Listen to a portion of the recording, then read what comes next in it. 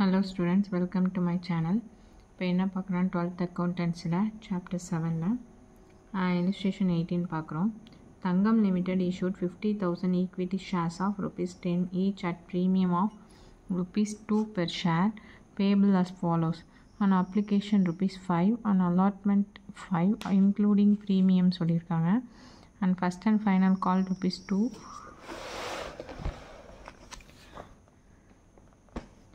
Issue was fully subscribed and the amounts due were received except Priya, to whom 500 shares were allotted, who failed to pay the allotment money, first call and final call money. Her shares were forfeited or the forfeited shares were reissued at to Devi at rupees 8 per share.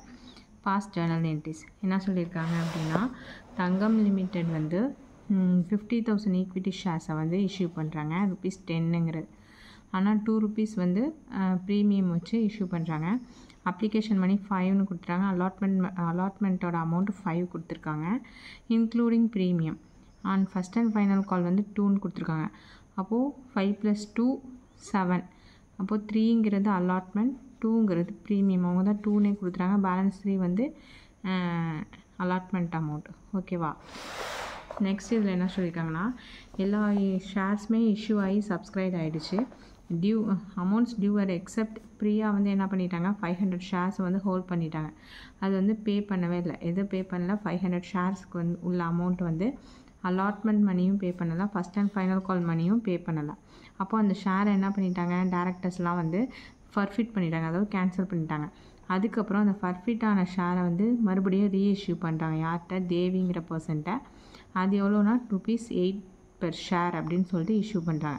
இதுக்கான Journal entries pass பண்ண சொல்கிறாங்க. பாருங்கள், நம்ம solution போடுவோம். இந்த books of Thangam limited. இப்போ Journal entries போட போகிறோம். ஃபஸ்ட்டு என்ட்ரி என்ன போடுவோம், நம்ம வந்து அப்ளிகேஷன் ரிசீவ் ஆனதுக்கான என்ட்ரி போடுவோம்.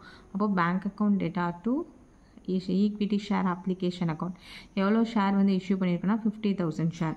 அப்ளிகேஷன் மணியோட அமௌண்ட் 5 rupees. அப்போ 50,000 into 5 பார்த்தீங்கன்னா 2,50,000.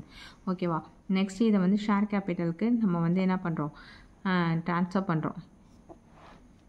அதாவது நம்ம இஷ்யூ பண்ண ஷேர் எல்லாமே என்ன ஆகிடுச்சு, வந்து இஷ்யூ பண்ணது எல்லாமே என்ன பண்ணுச்சு, ரிசீவ் ஆகிடுச்சு. அதனால் equity share application account debtor to equity share capital account. இது வந்து என்ன ஆகுது, அப்ளிகேஷன் மணி வந்து ஷேர் கேபிட்டலுக்கு ட்ரான்ஸ்ஃபர் பண்ணுறோம். எவ்வளோ அமௌண்ட்டு, 50,000 ஷேர். அப்ளிகேஷன் மணியோட அமௌண்ட் 3. ஓகேவா? 2,50,000 வந்து இப்போ நம்ம ட்ரான்ஸ்ஃபர் பண்ணியாச்சு. நெக்ஸ்ட்டு அலாட்மெண்ட் மணிக்குள்ளது அமௌண்ட்டு பே பண்ண போகிறோம், டியூ அமௌண்ட்டு. அப்போது equity share allotment account debtor to equity share கேபிட்டல்னு போடுவோம். இப்போ இன்க்ளூடிங் ப்ரீமியம் அப்படிங்கிறதுனால செக்யூரிட்டிஸ் ப்ரீமியம் அக்கௌண்ட் அப்படின்னு சொல்லிட்டு ஒரு அக்கௌண்ட் ஓப்பன் பண்ணுறோம். அப்போ மொத்த அலாட்மெண்ட்டோட அமௌண்ட் 50,000 into 5, 2,50,000. ஈக்விட்டி ஷேருக்கு எவ்வளோ ட்ரான்ஸ்ஃபர் ஆக போகுது, இன்க்ளூடிங் ப்ரீமியம் கொடுத்துருக்கிறதுனால 2 வந்து ப்ரீமியம் வேல்யூன்னு கொடுத்துறாங்க. அப்போ பேலன்ஸ் 3 தான் அலாட்மெண்ட் வேல்யூ. அப்போது 3 rupeesக்குள்ள அமௌண்ட் மட்டும் தான் ட்ரான்ஸ்ஃபர் டியூ அமௌண்ட்டு 1,50,000.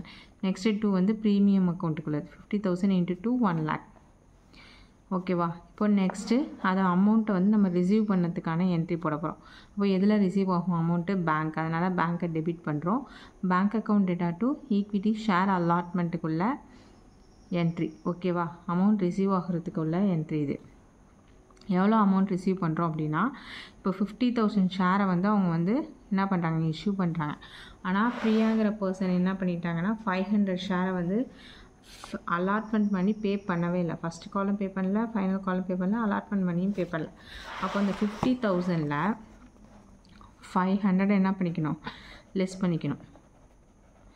லெஸ் பண்ணிட்டீங்க அப்படின்னா எவ்வளோ ஷேர் கிடைக்கும் நமக்கு, 49,000. அலாட்மெண்ட்டுக்குள்ளே என்ட்ரி பாருங்கள். 50,000ல் 500 ஷேரை வந்து அவங்க பே பண்ணாமல் விட்டுட்டாங்க. அப்போ பேலன்ஸ் 49,500 ஷேர் கிடைக்கும்.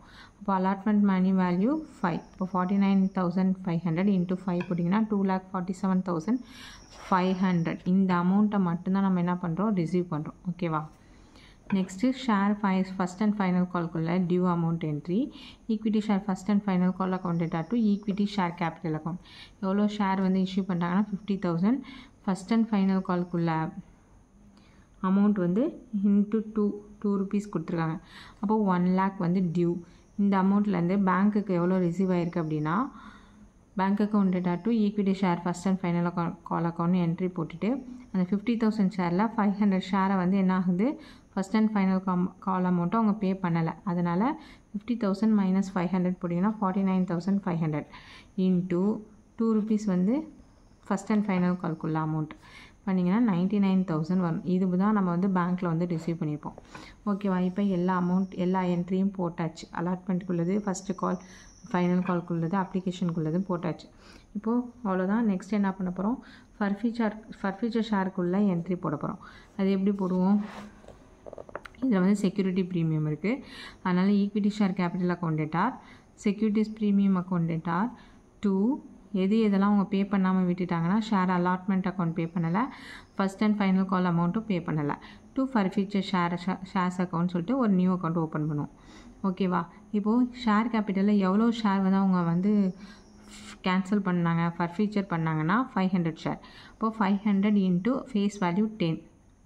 அதே மாதிரி 500 இன்ட்டு செக்யூரிட்டிஸ் ப்ரீமியம்க்கு அதே 2 ருபீஸ் கொடுத்துருக்காங்க ப்ரீமியம் வேல்யூ. அப்போ 2 போட்டிங்கன்னா 12 வரணும்.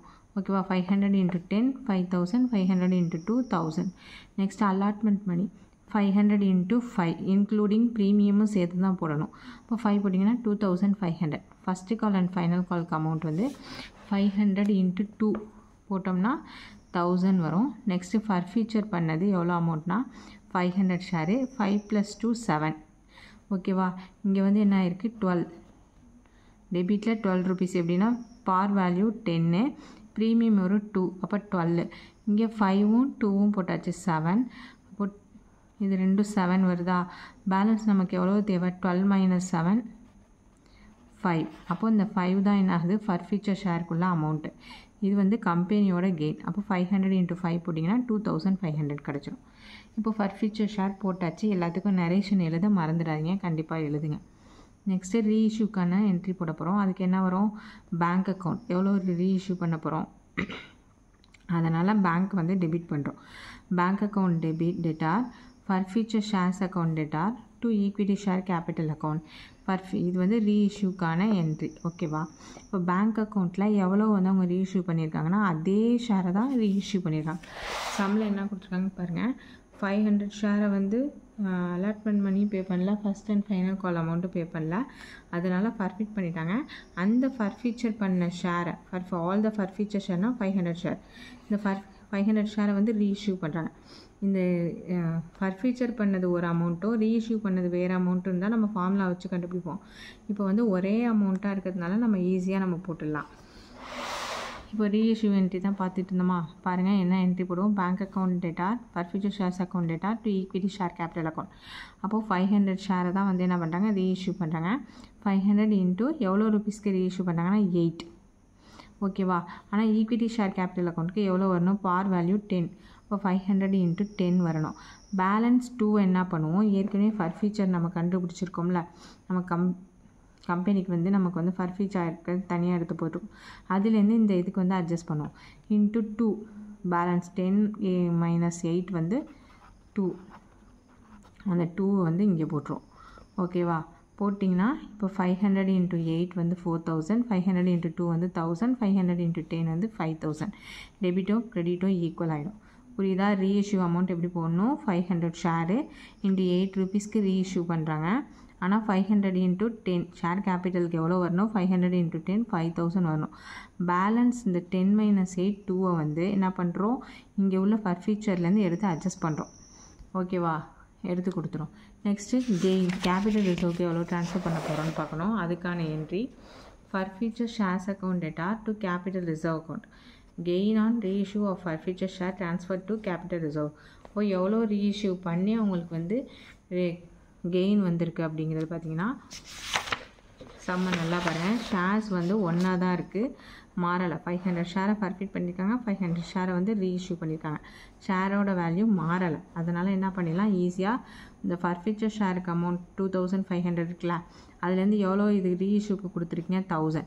இதை லெஸ் பண்ணிட்டு வர்ற அமௌண்ட்டு தான் நமக்கு கெயின். 2,500 மைனஸ் 1000 பண்ணிங்கன்னா 1,500. இதுதான் வந்து நமக்கு என்னது கெயின். அதுக்கான journal entry forfeiture shares account debtor to capital reserve account அப்படின்னு சொல்லிட்டு என்ட்ரு பண்ணோம். இதே வந்து ஃபர்ஃபியூச்சர் ஷேர் அமௌண்ட்டும் ரீஇஷ்யூ அமௌண்ட்டும் ஷேர் அமௌண்ட்டும் ஷேர்ஸ் வேல்யூவும் வந்து டிஃப்ரெண்ட்டாக இருந்துச்சு அப்படின்னா நமக்கு அதுக்கான ஃபார்முலா கண்டுபிடிச்சி போன இல்லுஸ்ட்ரேஷனில் போட்டிருப்போம். அது அந்த மெத்தடில் போடணும். இதில் வந்து அமௌண்ட்டு ஷேர் வேல்யூ வந்து ஒரே வேல்யூவாக இருக்கிறதுனால நம்ம அப்படியே வந்து மைனஸ் பண்ணி போட்டுருவோம். ஓகேவா? சம் புரியும்னு நினைக்கிறேன். புரியலைன்னா கமெண்ட் செக்ஷனில் கமெண்ட் பண்ணுங்கள். தேங்க்ஸ் ஃபார் வாட்சிங்.